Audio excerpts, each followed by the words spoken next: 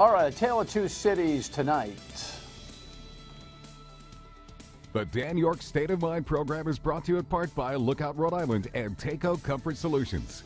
The city of Providence and the city of Cranston on the, what should I say, the subject matter tonight? You know, by the time we get to the 10th show of the week, I'm kind of like, blah, blah, blah, blah, blah. Anyway, how's everybody? Good? Nice to have you aboard. You know that on Friday night we don't offer a rundown because we record our program on Friday night, on Thursday afternoon, which is always a high wire act because sometimes I worry that something that we establish on Thursday evening, meaning Thursday afternoon for us, Friday evening for you, may change by the time you see the show.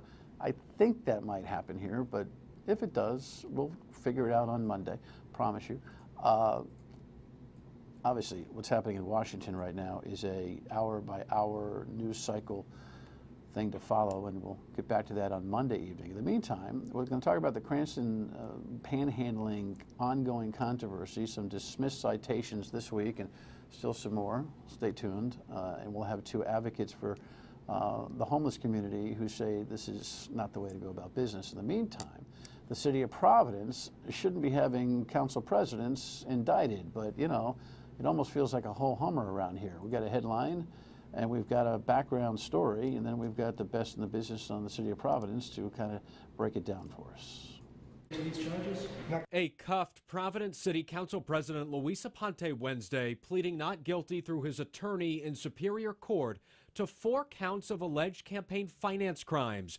This 1 week after Ward 3 residents voted to recall City Councilor Kevin Jackson, Aponte's number 2, because of his own corruption arrest. Among the 2 felonies and 2 misdemeanors against Aponte, unlawful appropriation of funds from his campaign account, embezzlement, and unlawful use of campaign funds. The Attorney General's office saying Aponte faces up to 20 years in prison and a $50,000 fine on each of the 2 felony charges. According to the grand jury indictment, Aponte's alleged financial crimes occurred between December 2013 and December 2015. In September, Eyewitness News obtained a State Board of Elections report, which found Aponte borrowed thousands from his city retirement account and his ex-wife to pay back his campaign fund for more than 15 grand in personal or unexplained expenses over 6 years. According to that report, Aponte repeatedly used campaign dollars to cover things like groceries, gas, Netflix, and iTunes. Aponte was first elected to the city council in 1998 and became president in 2015. Why do you answer these charges, Mr. President? He and his attorney, Artine Kaloyan, did not take questions as they left court. You have to do the mandatory not take questions. I mean, he could always stop and... You have to walk out of the building. As if a half hour later we're not going to see it some one spot somewhere and be able to go. You know, it's like the Three Stooges in Providence pulled that stunt, and everybody else seems to, you know. It's like the movie. It's like, look, if I'm going to get jammed up for the crap that I'm doing, I'm going to play the role of the perp walker. Sure. Right? Yeah, yeah. It's, you know, it's sad. What's most sad about that is that Luis Aponte, for all of his flaws, is the most accessible politician I know. I mean, I can call him at all hours, any day. Loves to chat. Loves to chat. Has been wonderful on that front. He will take a call at any hour, all the time. Calls me, is great. Haven't talked to him since yesterday. Dan McGowan, by the way, who's very upset that he's not in jacket and tie, but we called him in. We called him in late. I just want to get the elephant in the room out because you're constantly, you know, focused on that. By the way, best tweet ever this week. What was it? My Little League guy had a 6-year-old Little Leaguer that I coach who told me that he's the master of baseball because he had 3 hits. I proceeded to hit him in the hip the next day with a pitch. Just to knock him back a little bit. I wish I could say that was the reason. Yeah. You know what? We ought to probably limit that conversation right here and now. But Dan is all over the place. This charge, I think the least surprised person in the universe should have been the accused. That's right. There was no question that he knew that he would be charged at some point. It was only a matter of time. I think there was some surprise over 2 felonies, 2 misdemeanors. I think there was a thought that maybe he would be hit with the embezzlement charge, which is similar to the charge that Councilman Jackson got on one of his embezzlement charges related to campaign finances. But I think there was a little bit of surprise that it was 2 felonies and 4 charges altogether.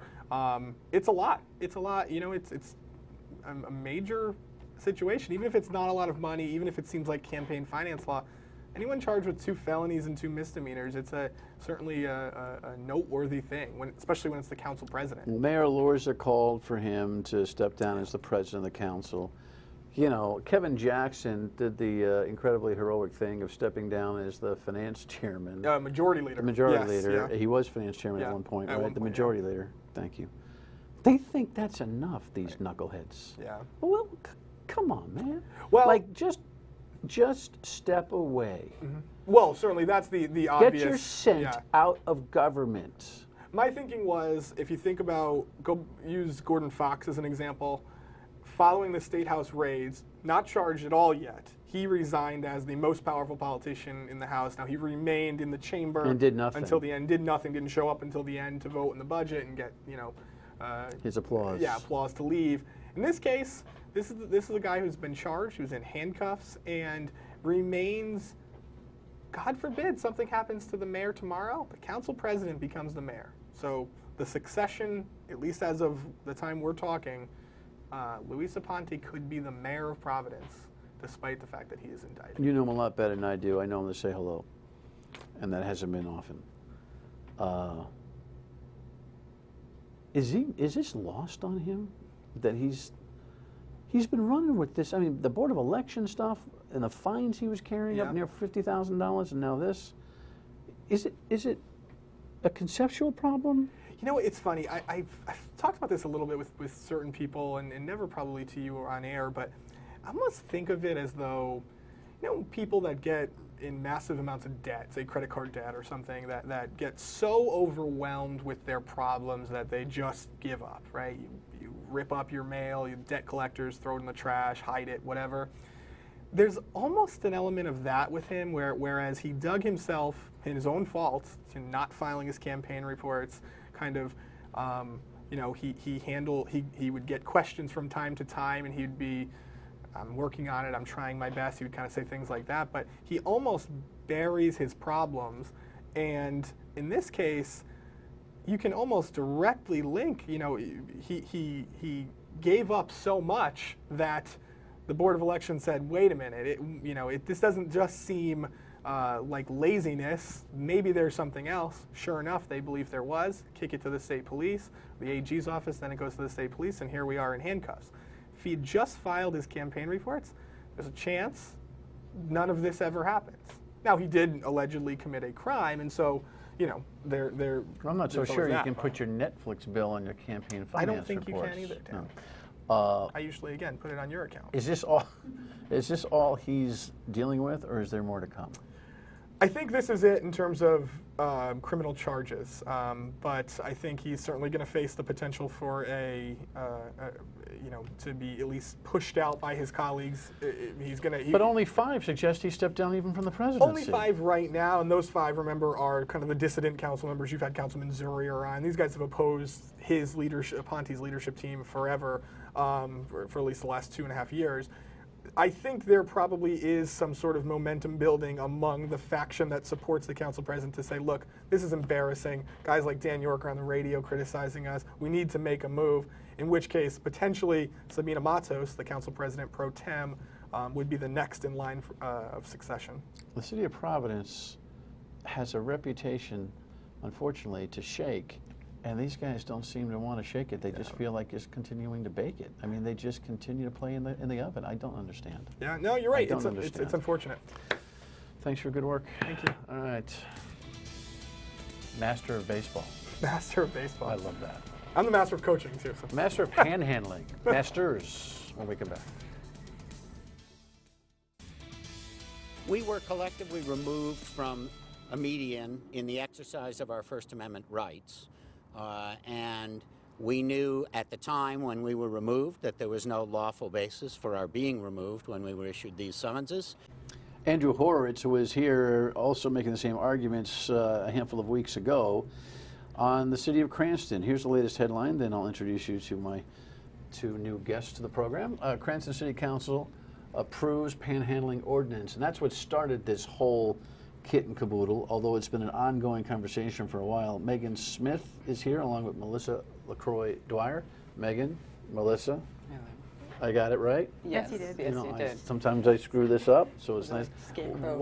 Yeah, whatever. Welcome. Nice to have you both. You are caseworkers, outreach workers at the House of Hope, which is the tumult here, right? It's the facility that the folks in that section of the city are concerned about, because at least the allegation is that customers, clients at the House of Hope are mostly the homeless that are panhandling in that section of the city. First of all, is that true? So it is certainly true that most people who are panhandling are experiencing homelessness. I just want to clarify that the House of Hope is no longer the agency that runs Harrington Hall, which has also been a newsworthy article. Of Harrington Hall is the culprit. House of Hope is when I say culprit, I'm saying that in quotes. I mean, it's not my disposition. House of Hope is what? Explain to everybody. House of Hope is a nonprofit organization based out of Warwick, but that does statewide work, including housing development and the program that we work on, which is outreach based. And you do some work in the Harrington House? We do not do direct work in Harrington. Okay, so you just have a philosophy about what's going on here with the panhandling dilemma in the state? Yes. Okay. Sorry, sometimes that happens. But you immersed yourselves in the concept because you got ticketed, both of you, right? You got each got your pair of ordinances, or I should say your citations on the new ordinance. Talk to me about what you think the problem is. I mean, the city of Cranston has been trying to figure out the constitutional way to stop the panhandling, and interestingly enough, the last time they passed this ordinance, they actually had to dismiss everybody's activity, including the firefighters and the boots and all of that, in order to make this not about homeless folks, but about the activity of transacting in an intersection, correct? That's their, yes, that is their. Would you suggest that that's specious on their part? Yes. And I think, as you said, the first issue is it's our right, our folks' right, the fire department's right, our First Amendment right to ask for help, freedom of speech, and to give help if we see fit. So that's the first issue at hand. And the next and most troubling for us is although they put it in this pretty package of safety ordinance and, you know, being concerned for the safety of both the pedestrian and drivers, we see it more as just wanting to get the poor and those suffering from poverty out of sight.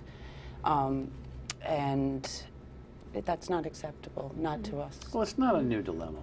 It's not a new societal dilemma. This new ordinance obviously crystallizes it in the city of Cranston and gives the state an opportunity to have a good conversation about it.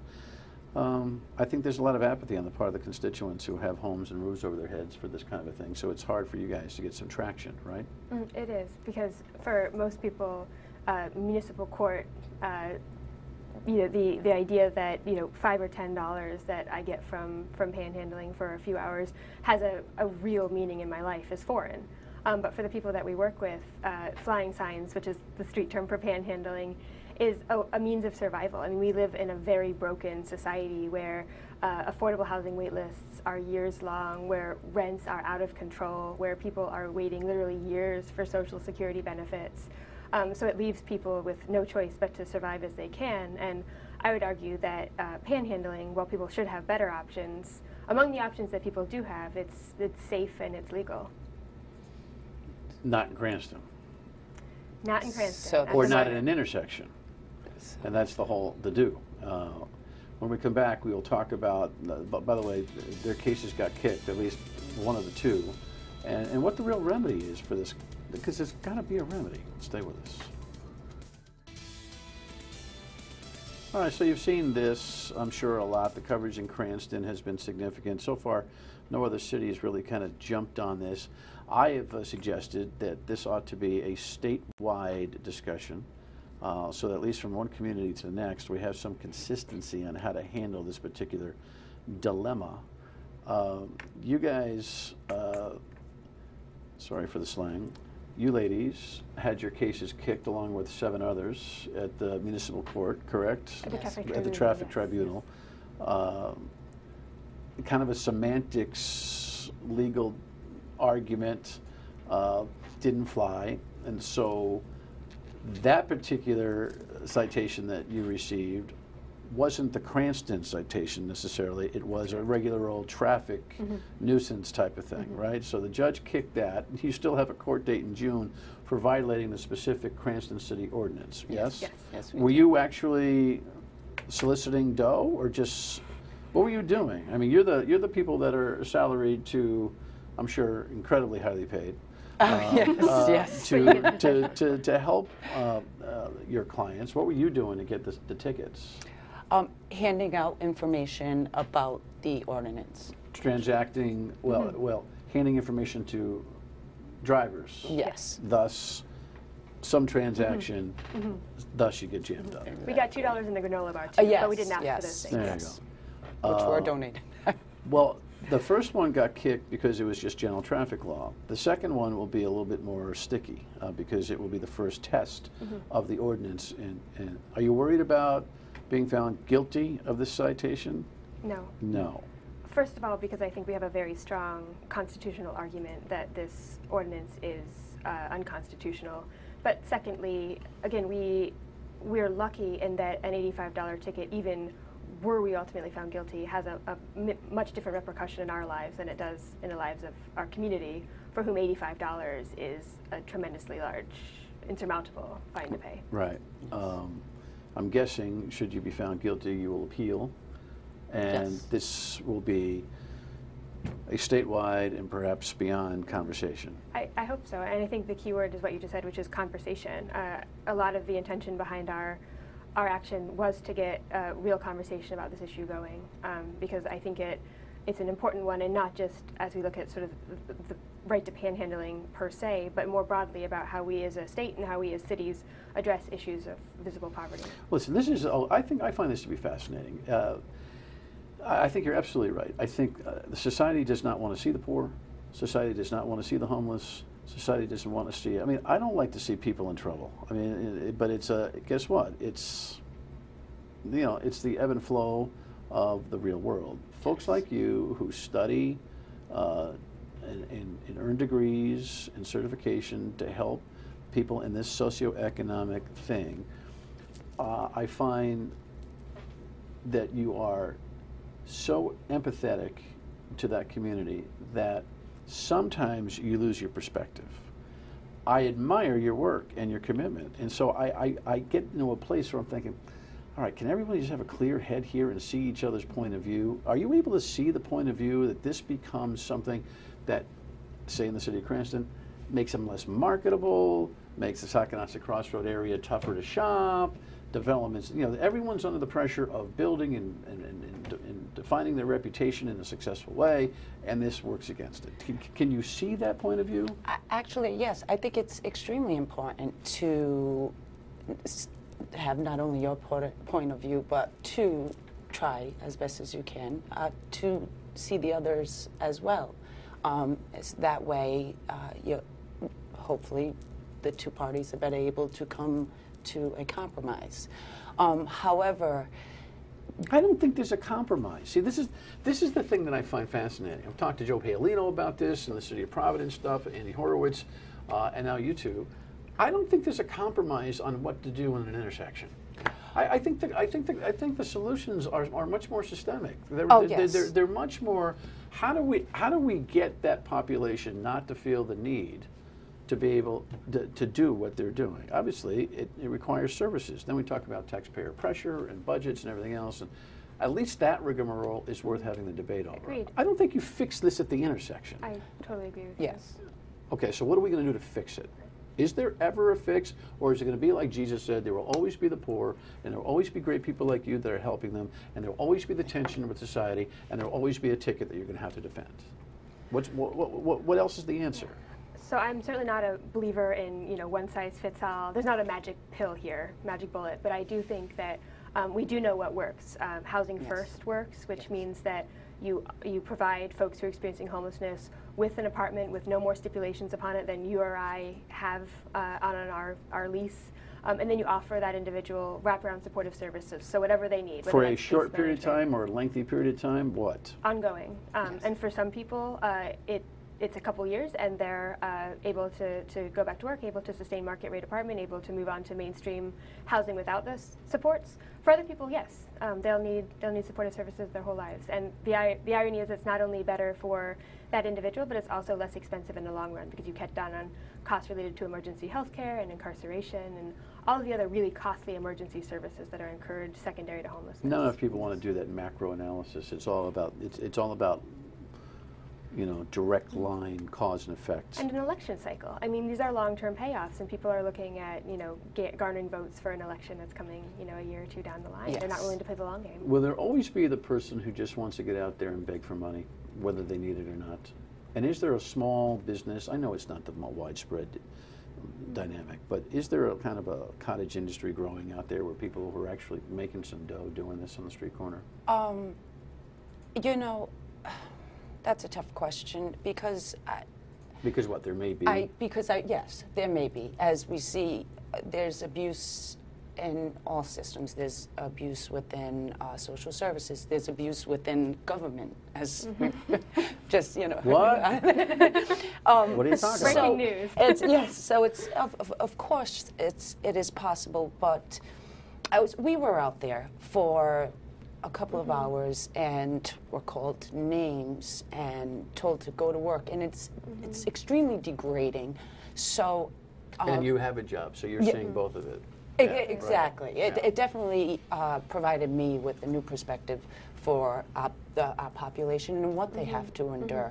And it's again trying to see the other's point, but I find it difficult to believe that someone's just going to say, you know what, that's extremely lucrative, and I'm going to go out there and get demeaned and insulted and for a few bucks. And there's you always hear of the person who's on the brand new phone with the brand new sneakers, and they make $300 and they switch off, and it's a business. Now, you hear that on the radio phone lines a lot. Yes. It's hard to confirm those Right. conversations. I think we need a broader conversation on this. Will you pop into the radio next week, and we'll talk some more in a more relaxed fashion about this and talk to the people about it? Be happy to. All right. Definitely. So we shall do that. Thanks for coming. Good Excellent. luck on your other Thank you for having tickets. us. Yeah. You need a lawyer? I know. I'm not one, but I know one. Thank you. We'll tell you what's up next week when we come back. Stay with us. With the latest shortfall projections for the state of Rhode Island, there's some financial pressure, certainly, and some big decisions that have to be made. And now in the driver's seat is the new Senate President, Dominic Ruggiero.